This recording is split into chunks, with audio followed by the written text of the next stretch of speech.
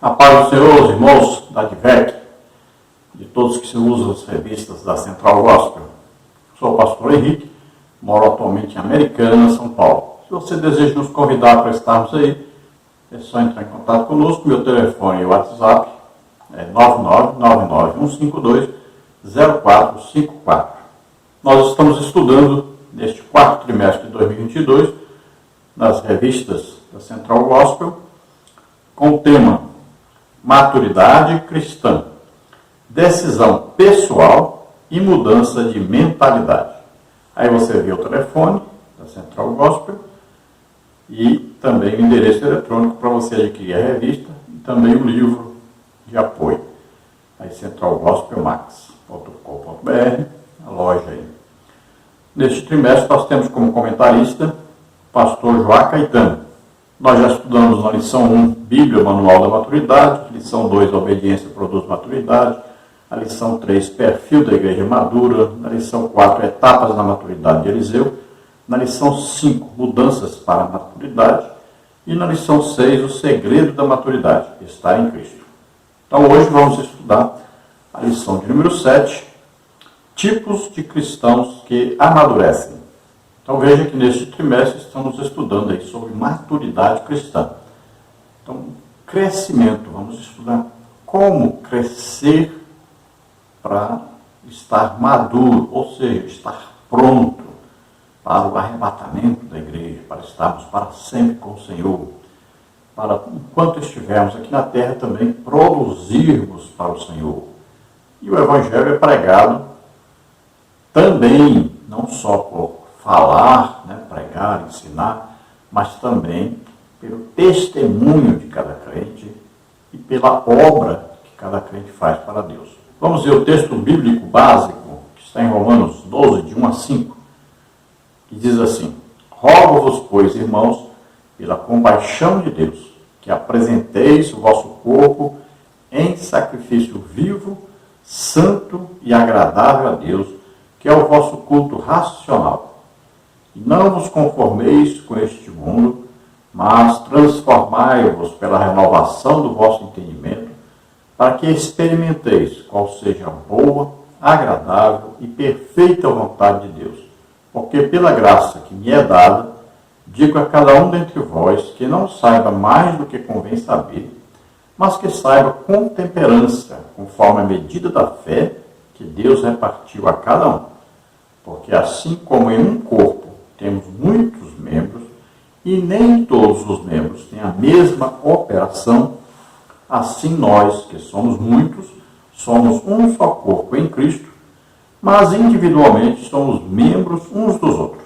Agora, Colossenses 1:9, por esta razão nós também, desde o dia em que o ouvimos, não cessamos de orar por vós e de pedir que sejais cheios do conhecimento da sua vontade, em toda a sabedoria e inteligência espiritual. Então veja que nós temos que nos apresentar diante de Deus em sacrifício vivo, ou seja, vivo quer dizer, estamos apresentando a nossa vida, dando nossa vida a Deus, nos dedicando totalmente, nos consagrando totalmente a Deus. E é um sacrifício santo, porque nós vivemos em santificação, ou seja, em separação total para Deus. Nós combatemos dia a dia o pecado e nos unimos cada dia mais a Deus. Então, um sacrifício também agradável a Deus, com que agrade a Deus.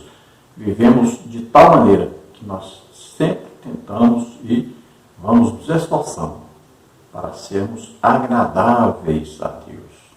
Lembramos aí de Hebreus 13:10, que diz que nós temos um altar de que não tem direito de comer os que servem ao tabernáculo. Ou seja, nós temos dentro de nós o Espírito Santo e nós não podemos viver para agradar ao nosso corpo, que é o tabernáculo, a morada, o templo. Nós não podemos ficar a vida inteira servindo a este corpo. Nós temos que viver em Espírito, em Cristo. Nós temos que ser seres espirituais, não carnais, não agradando ao nosso corpo, nem aos desejos, às ambições, né? As concupiscências carnais, mas temos que estar agradando a Deus. Então nós não podemos nos conformar a este mundo, quer dizer, entrar na forma do mundo. Então o mundo tem uma forma, né? A forma que é o que? Mundana, carnal, que é diabólica. Então eles têm uma maneira de viver, um sistema de viver, que é um sistema diabólico, na verdade. Então nós não podemos entrar nessa forma. Nós temos que entrar na forma de Deus. Então Deus tem um formato de vida para nós. Tem aí um sistema de vida para nós, um sistema espiritual, santo, irrepreensível, tanto no espírito, como na alma, como no corpo. Se nós vivemos assim, nós estaremos sempre agradando a Deus. Estaremos sempre com a nossa mente sendo renovada dia a dia, porque estamos sempre orando, jejuando, estudando a Bíblia e evangelizando. Então este aí é o segredo para agradar a Deus. Fazemos parte do corpo de Cristo, que é formado pelos membros, ou seja, por todos os salvos que vivem na terra. Então nós temos que ser unidos com esses salvos, com aqueles que estão vivendo em santificação, em separação para Deus, e que estão realmente vivendo uma vida cristã, uma vida de salvos, vivendo em sabedoria e inteligência espirituais. Olha, o texto da lição está em Levítico 27a, que diz: portanto, santificai-vos e sede santos. Nós temos que nos santificar. Então é um processo. Quando nós aceitamos a Jesus como Salvador e Senhor, naquele dia, naquela hora, naquele instante, nós fomos perdoados, lavados pelo sangue de Jesus, tornados então limpos, santos, e agora estamos salvos. Temos a vida eterna. Agora, esse é um processo de santificação instantânea, né? É posicional. Então nós estamos em Cristo agora. Mas daí para frente nós temos a nossa vida cristã. Então existe aí uma santificação progressiva. Olha o que diz a Bíblia: quem é santo, santifique-se mais ainda. Então nós temos que lutar contra o pecado, temos que nos separar para Deus, nos dedicar a Deus. Então nós vamos nos santificando dia a dia, vamos lutando e vencendo o pecado, nos separando para Deus. E existe a santificação perfectiva, né? Perfeita, né? Eterna, que é depois que nós somos arrebatados, vamos morar para sempre com o Senhor. Então nós temos que deixar toda a malícia, engano, né?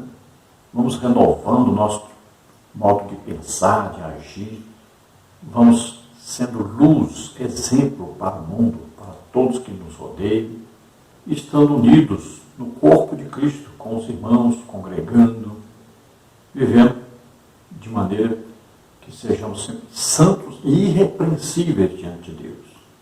E sabendo que nós estamos pertencendo a um exército de Deus que combate contra o pecado e evangeliza, trazendo aqueles que estão nas trevas para a luz do reino de Satanás, para o reino de Deus.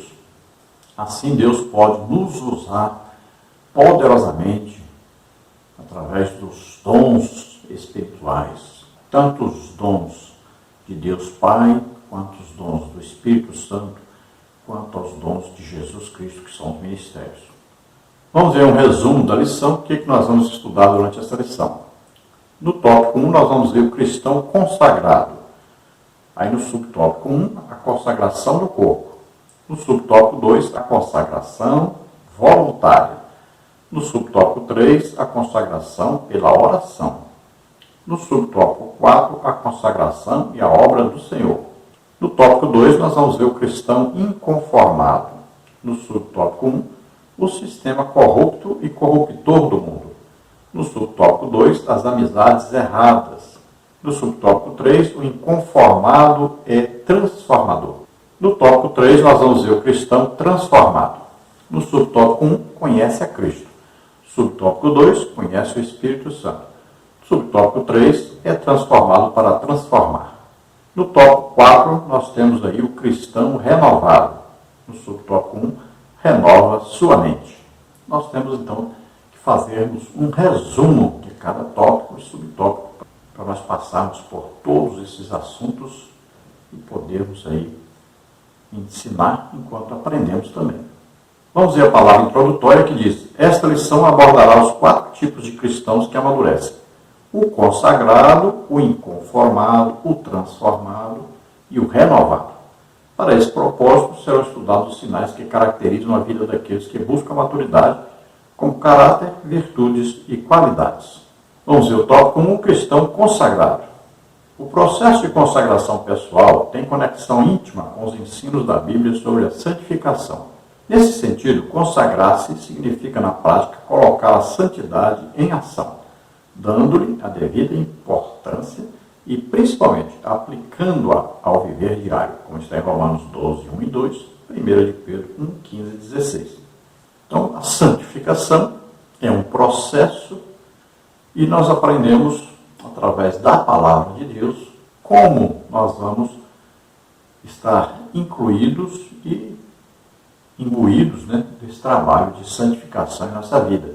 Sempre lembrando que a palavra santificação tem a ver com separação para Deus. Ou seja, é uma luta constante, diária, contra o pecado. E enquanto lutamos contra o pecado, vamos nos aproximando mais e mais de Deus. Veja o que diz a palavra de Deus: sede santos, porque eu, o Senhor, sou santo. Segui a paz e a santificação, sem a qual ninguém verá o Senhor. Então, se vivemos em Cristo e para Cristo, temos que viver como Ele viveu, em santificação, em separação total para Deus. Então, veja que tanto Moisés quanto Josué falaram para o povo que deveriam se santificar. Sempre quando Deus queria se manifestar no meio do povo, ele vinha então primeiro a Moisés, depois a Josué, dizer: santifica o povo. Então o povo tinha que tirar aquelas joias, as roupas que não condiziam com a santificação. Eles tinham que comemorar a Páscoa. Aqueles que não eram circuncidados tinham que se circuncidarem. Então a preparação, toda uma preparação, porque Deus apareceria no meio deles. Veja só. E nós, que Deus mora em nós. Então não é um dia por ano, uma festa, não é uma ocasião, é todos os dias. Então, vivemos para Deus em consagração a Deus totalmente. Nossa vida pertence a Deus. Fomos comprados pelo sangue de Jesus. Então temos que viver em santificação cotidianamente. Deus mora em nós. Nós somos templo do Espírito Santo, morada de Deus, tabernáculo de Deus. No tópico 1, subtópico 1, a consagração do corpo. Toda pessoa que se consagra tem como meta glorificar a Deus em seu próprio corpo. 1 Coríntios 6, 20. Esse objetivo é cumprido a partir do cuidado com a saúde física e emocional, por meio das orientações médicas, mas se estendendo a outros aspectos salutares também. Existem outras formas de consagração do corpo ao Senhor, dentre elas a decisão de manter a pureza sexual. O apóstolo Paulo advertiu os cristãos dos perigos da imoralidade sexual quando, em sua carta aos Coríntios, abordou especificamente a prostituição, prática do sexo fora do casamento. Ao tocar neste assunto, ele utilizou um verbo forte e inusitado: fugir da prostituição. 1 Coríntios 6, 18. Aí grifo nosso quer dizer destaque. Outras formas de consagração do corpo podem ser conhecidas na carta aos Efésios, como está em Efésios 6, 13 a 18. Vê também 1 de Reis, 18, 42, Salmos 23, 5, 24, 4, Provérbios 4, 25, Isaías 6, 6, Naum 1, 15, Mateus 5, 8, Apocalipse 2, 11. Então, olha só, glorificar a Deus no nosso corpo. E Paulo diz, fugir da prostituição. O que é prostituição? É o sexo fora do casamento. Já no casamento é adultério. Então, tanto faz um quanto o outro, é um pecado terrível, porque a pessoa peca contra o seu próprio corpo, que é templo, morada de Deus na terra. Então é uma questão sexual importante na santificação. Então o crente deve se manter virgem até o casamento. Não pode haver sexo antes do casamento, que é um pecado terrível contra Deus. Também o sexo fora do casamento é um pecado terrível contra Deus. Então qualquer tipo de imoralidade, o casal também deve prestar muita atenção, né? Sexo anal, por exemplo, é um pecado terrível contra Deus, é uma abominação diante de Deus. E aí entra também a masturbação. Então tem que tomar cuidado. Todo pecado imoral, todo pecado dentro da área do sexo, que é contrário à palavra de Deus, contrário à naturalidade do sexo, é pecado. No subtópico 2, a consagração voluntária. O ato de consagração é voluntário e, portanto, só pode ser realizado pela pessoa que, desejando crescer em maturidade, tomou a decisão de estar sempre disponível para o Senhor, apresentando-se a Ele por meio de uma vida devocional e de serviço. Algum tempo depois de sua conversão, Paulo aconselhou seu filho na fé, Timóteo, escrevendo-lhe uma orientação que seguia o mesmo critério. Procura apresentar-te a Deus aprovado. 2 Timóteo 2,15. Então veja que isso é um ato voluntário, aquele que se deseja ser santo, que deseja agradar a Deus, se entregar totalmente a Deus, entregar a vida para Deus. Ela que tem que fazer isso, ninguém vai fazer por ela. Não é uma mágica. Você viver, pensar assim, vou viver de qualquer maneira e Deus vai me santificar. Não existe isso. É uma coisa voluntária. Então você que vai se oferecer a Deus, vai se entregar totalmente a Deus. Então você vai tomar a decisão de agradar a Deus. Então você vai prestar também um serviço a Deus. A adoração significa prestar um serviço a Deus. Então nossa vida deve ser uma vida de adoração. E para nós sermos aprovados nesse trabalho, nesse serviço a Deus, nós devemos então estar vivendo todos os dias em oração, leitura da Bíblia. Aí devemos sempre estar jejuando, sempre evangelizando, sempre prestando um culto a Deus. No subtópico 3, a consagração pela oração. É fácil esquecer como era a oração nos tempos bíblicos, porque o que se vê hoje é apenas uma versão diluída dessa antiga arte.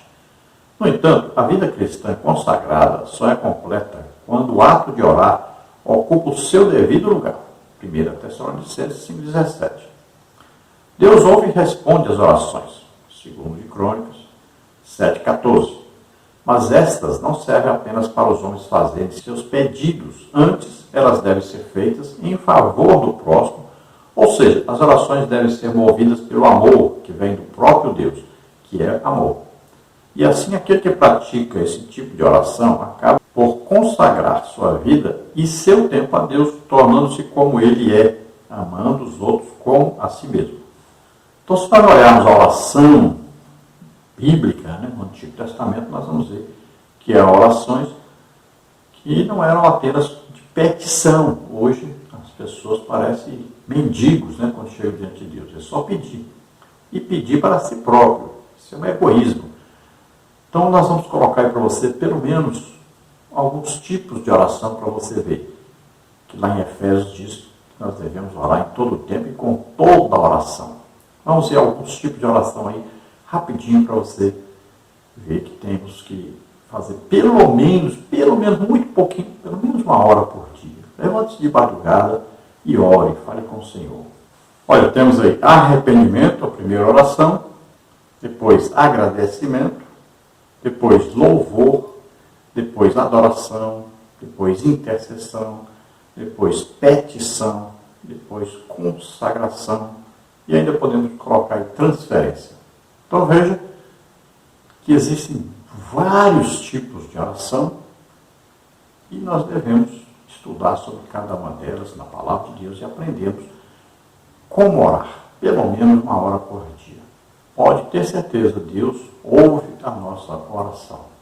Veja que aí nos tipos de oração tem tanto a petição, que a gente sempre deve fazer, tem aquele agradecimento que a gente quase nunca lembra de fazer, e tem a oração de intercessão, que é orar pelos outros.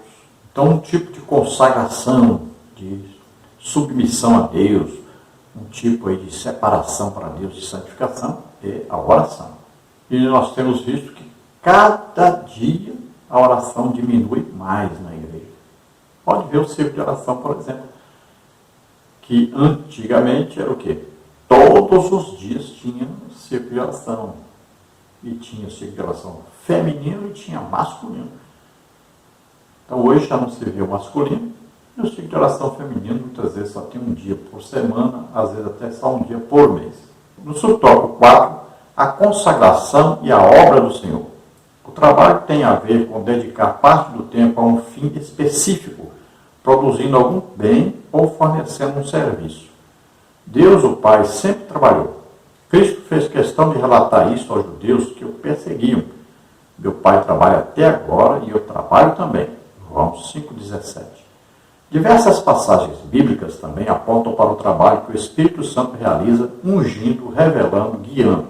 Lucas 2, 25 a 27.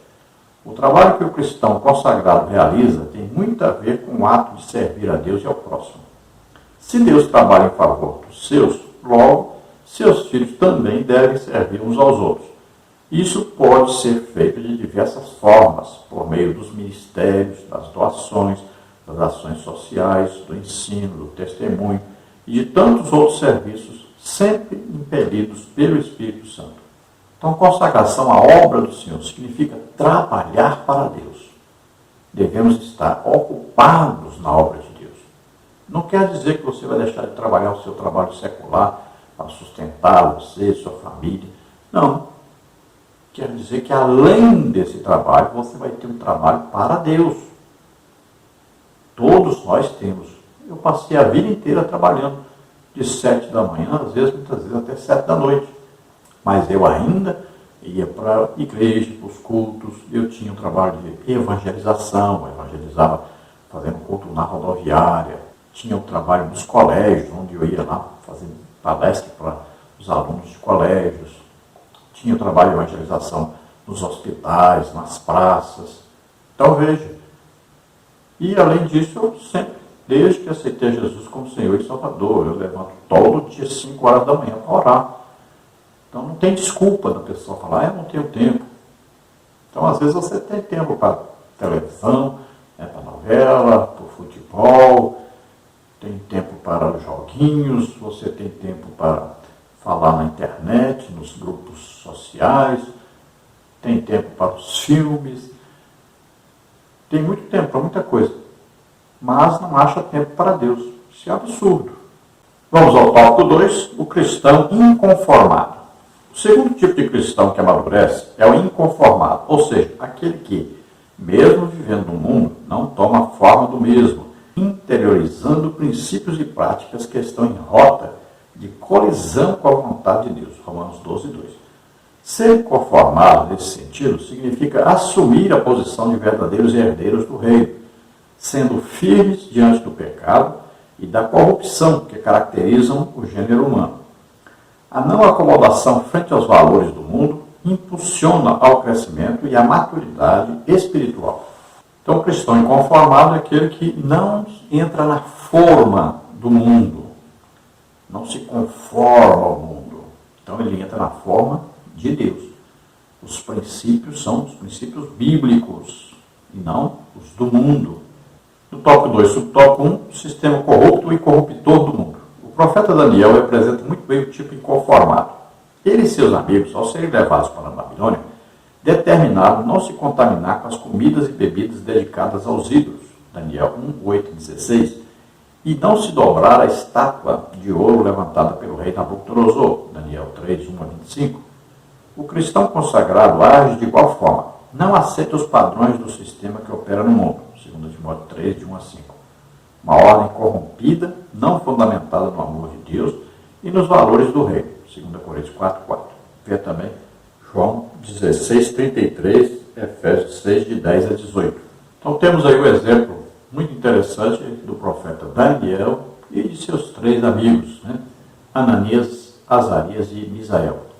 Então veja que eles deram exemplo, eles se separaram, eles não se contaminaram com os manjares, né, do rei. Mas se tratava, olha, de uma separação para Deus. Tomaram a decisão. Nós não vamos nos misturar, nos contaminar. Você pode ter amigos até que não sejam crentes. Você não pode praticar os mesmos pecados que eles. Então você pode conversar com eles, falar de Jesus, convidar para ir para a igreja. Você não pode participar dos mesmos pecados. Não pode estar na mesma forma que eles estão. Amar o mundo. E a Bíblia adverte, não ameis o mundo, nem o que no mundo há. Aquele que ama o mundo se torna inimigo de Deus. Então tome cuidado com comida, bebida. Isso pode contaminar você.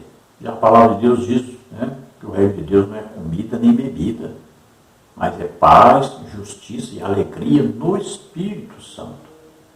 Veja só, os valores do mundo são diferentes do cristão. Nós seguimos a Bíblia, a palavra de Deus. E a Bíblia condena adultério, a Bíblia condena idolatria, a Bíblia condena prostituição, a Bíblia condena aborto, a Bíblia condena as drogas, as bebidas alcoólicas, todo tipo de vício. No subtópico 2, as amizades erradas. Uma habilidade importante adquirida pelo cristão conformado é a capacidade de discernir suas amizades. Deus formou o homem como um ser social que precisa relacionar-se com outras pessoas a fim de receber e dar afeto, ter companhia, transmitir conhecimento, conviver, além de outros aspectos sublimes dessa capacidade relacional dada pelo Criador. Está comprovado que as pessoas passam a agir de acordo com as atitudes das pessoas com as quais elas convivem a maior parte do tempo. Elas absorvem certos comportamentos e a maneira de pensar de seus amigos, mesmo que tenham uma personalidade forte, pois passam a gostar da perspectiva de seus companheiros de rotina. A Escritura adverte-nos contra os prejuízos espirituais, morais, emocionais e sociais que podem advir de uma associação com pessoas grosseiras, violentas e facilmente dominadas pela ira. Provérbios 22, 24 e 25. Para evitar esse tipo de influência, faz-se necessário usar a sabedoria dada por Deus como um parâmetro de grande valor. Provérbios 2, 12 e 13. Quem se consagra a Deus costuma não se conformar com a falta de amor e gentileza e sente-se feliz em compartilhar sua vida com pessoas que honrem a Deus, amem o Senhor e obedeçam aos seus mandamentos. Atos 2, 42. Então os antigos têm aquele ditado, né? Diga-me com quem tu andas, que eu te direi quem tu és. Então olha só, deve haver uma separação do crente. O crente pode conversar com as pessoas, pode ter as suas amizades. Agora, como está esse relacionamento com as outras pessoas? Você está absorvendo o que eles gostam, o que eles praticam? Você está também praticando? Então, esses seus amigos não são seus amigos, são seus inimigos. Então, tome cuidado com isso.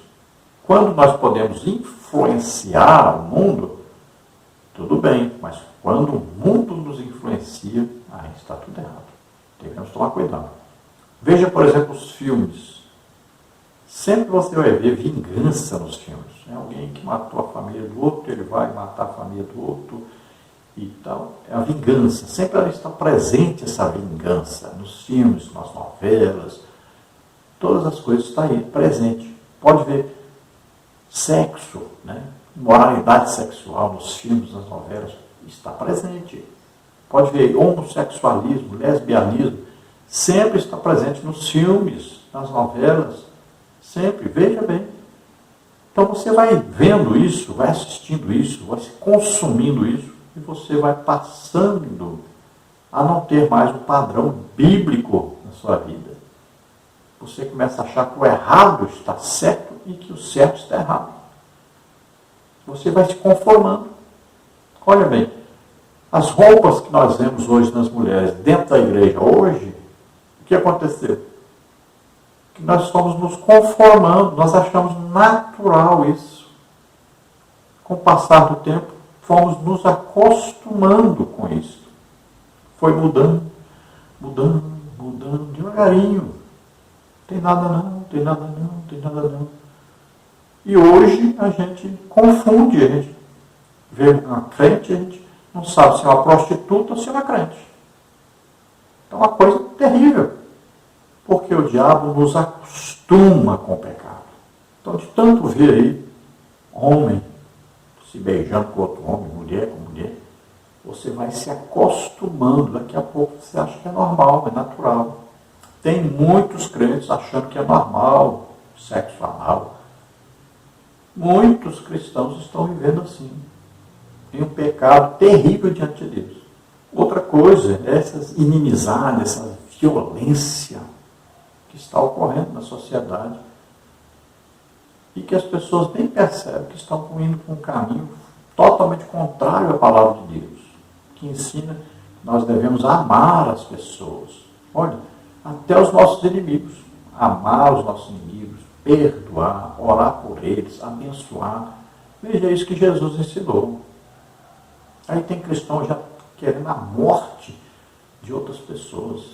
No subtópico 3, o inconformado é transformador. No Sermão do Monte, Jesus ensinou que o cristão inconformado é o sal da terra e a luz do mundo. Mateus 5,13. O sal é o elemento que dá sabor ao alimento, que o conserva, que faz a diferença.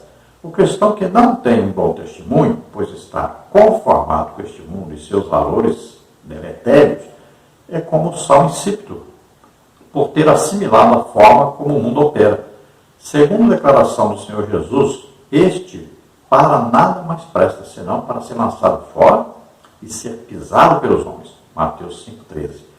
Ser luz do mundo é testemunhar pessoal e publicamente o compromisso com Deus.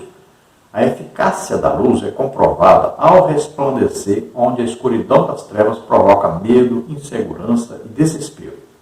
O cristão inconformado, como o sal e a luz do mundo, opõe-se às trevas, torna-se influência, referência e instrumento de transformação. Mateus 5, 13 a 16. Então veja, o sal dá sabor e conserva. Então, uma coisa boa, né? Então o cristão é para isso. Ele tem o cheiro de Cristo, né? Que a Bíblia ensina. Então a pessoa olha o cristão e vê Jesus Cristo. Ele dá um bom testemunho diante das pessoas. Ele chama as pessoas para Cristo.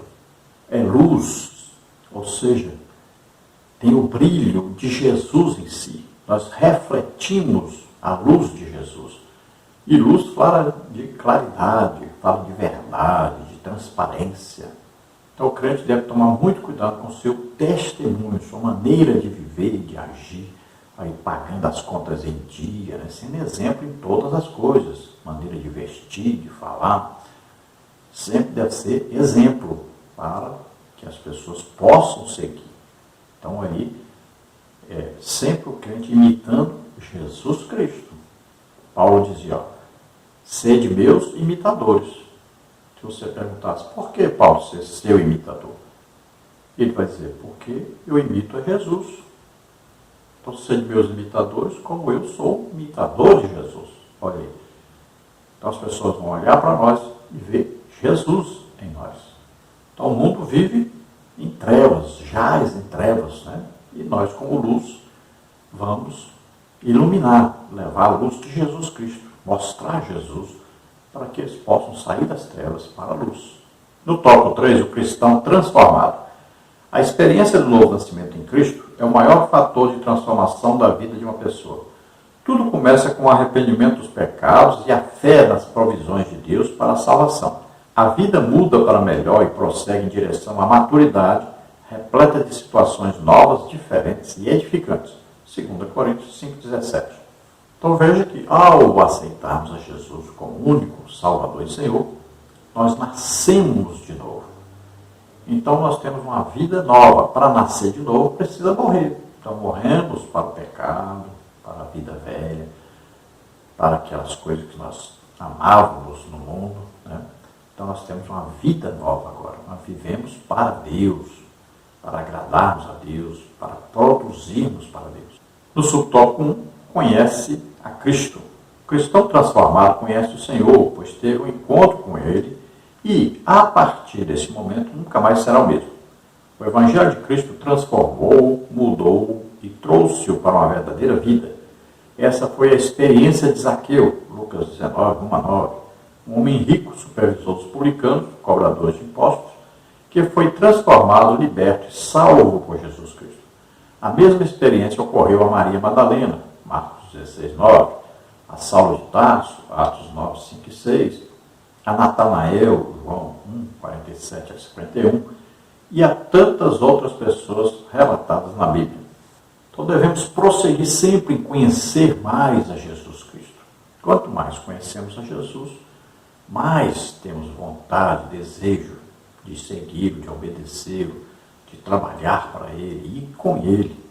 O cristianismo é uma amizade íntima com Jesus Cristo. Então vemos que Jesus, quando teve o encontro com Zaqueu, um homem que amava o dinheiro, passa a ser uma pessoa que quer dividir o dinheiro com os outros. Olha só, ele mudou radicalmente. Ele amava Mamon, agora ele ama a Deus.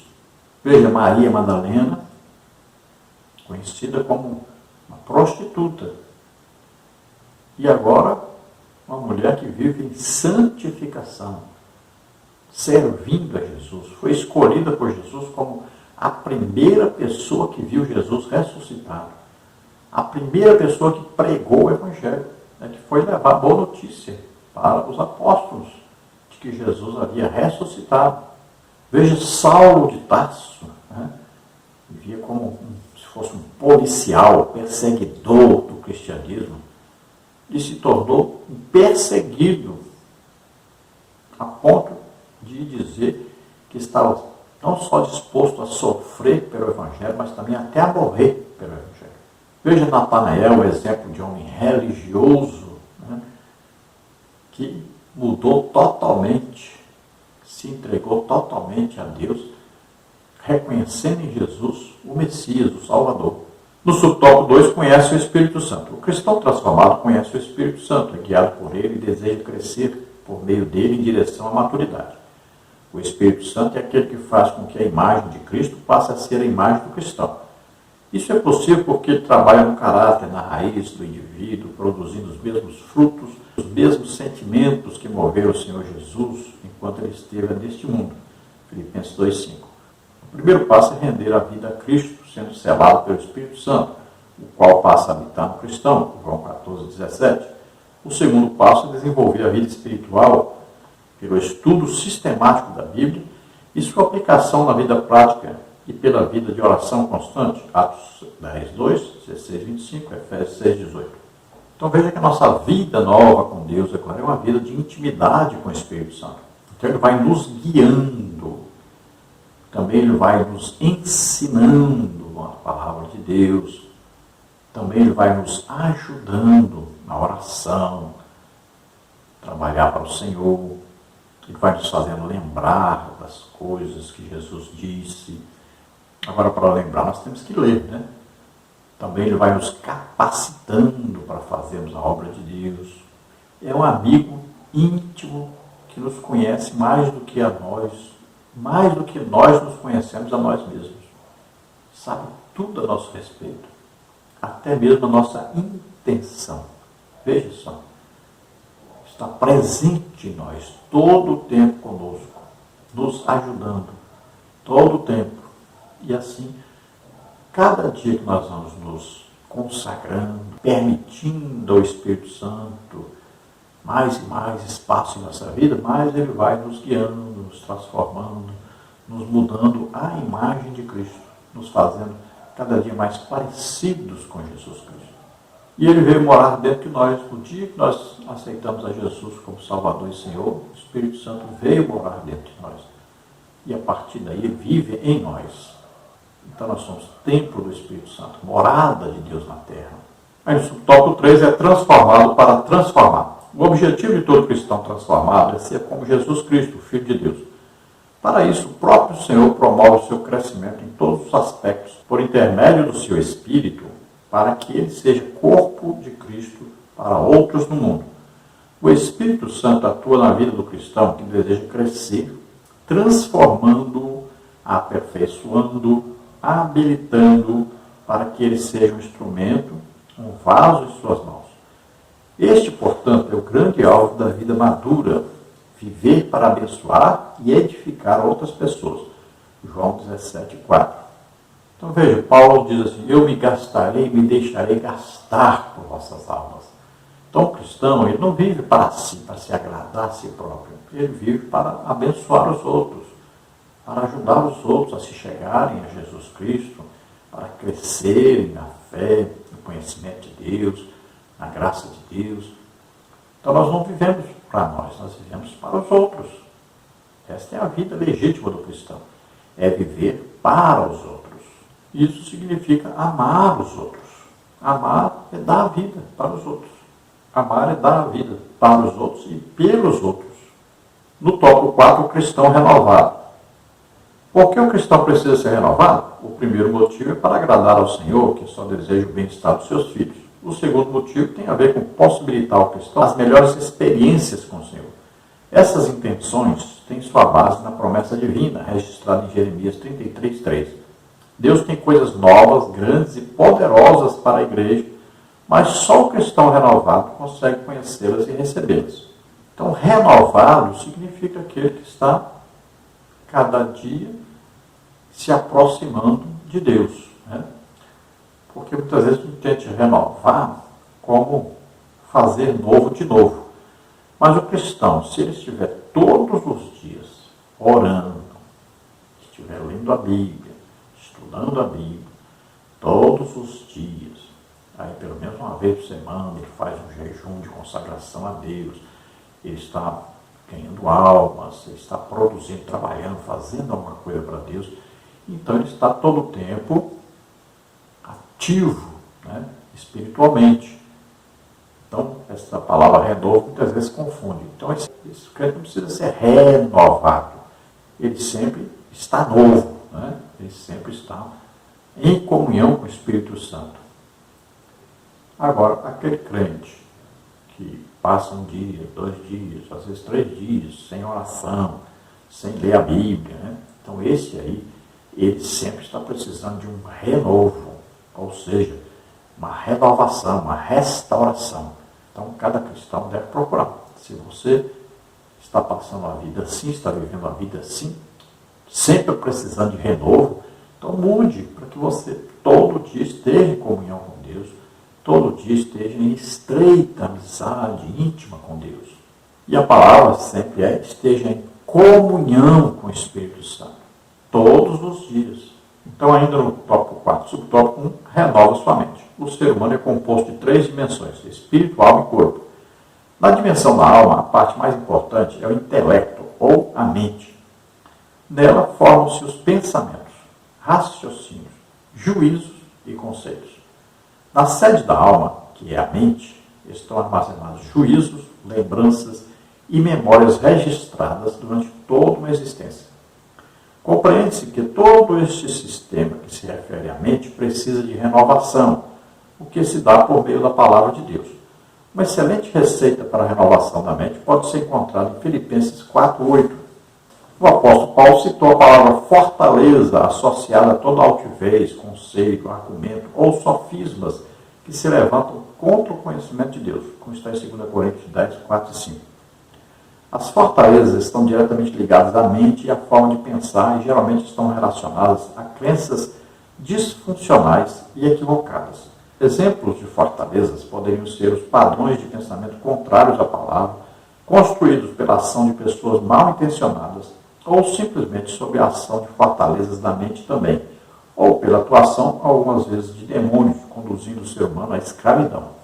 Vamos ver aí, carta do apóstolo Paulo aos Filipenses, capítulo 4, versículo 8, diz assim: quanto ao mais, irmãos, tudo que é verdadeiro, tudo que é honesto, tudo que é justo, tudo que é puro, tudo que é amável, tudo que é de boa fama, se há alguma virtude e se há algum louvor, nisso pensai.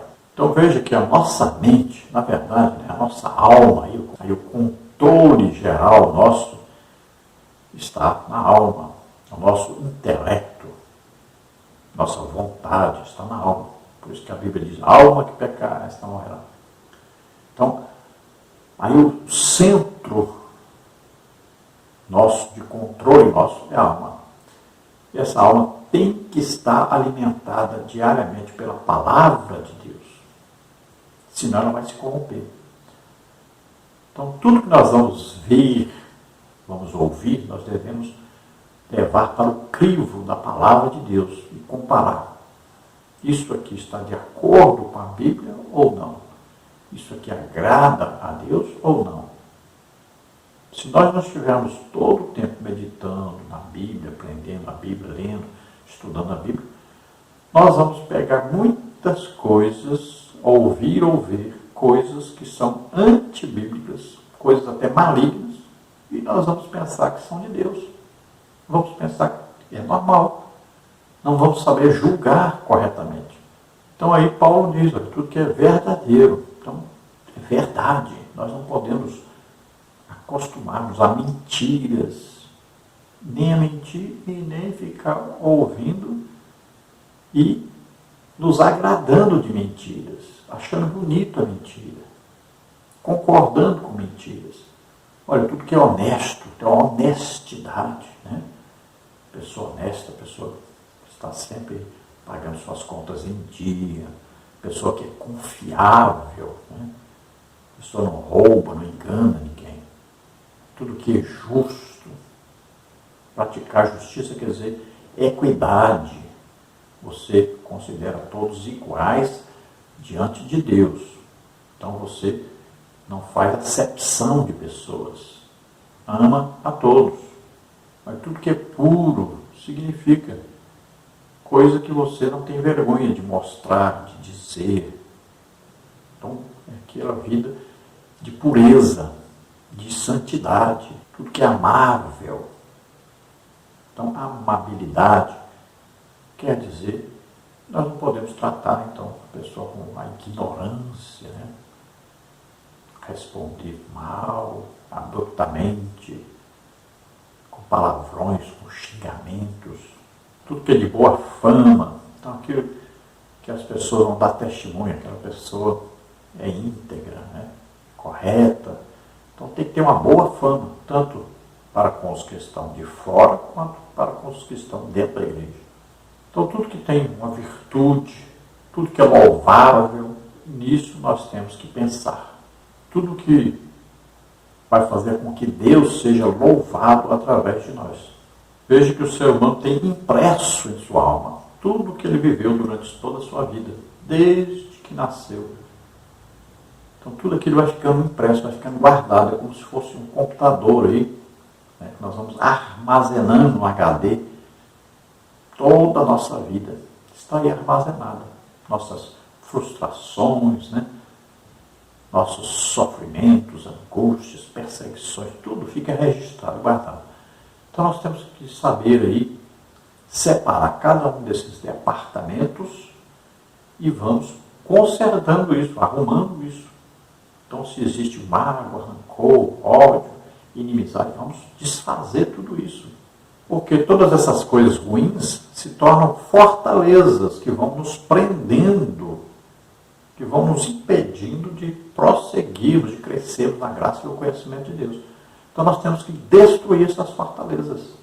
Conclusão. Deus preparou um caminho especial e inteiramente novo para cada um percorrer em sua trajetória de vida. Assim como uma criança vem ao mundo para crescer, os que nascem em Cristo devem crescer, evoluir, avançar, até que alcance o padrão de maturidade que agrada ao Senhor. Assim, as características do cristão consagrado, inconformado, transformado e renovado, tornam-se realidade na vida da igreja para a glória de Deus.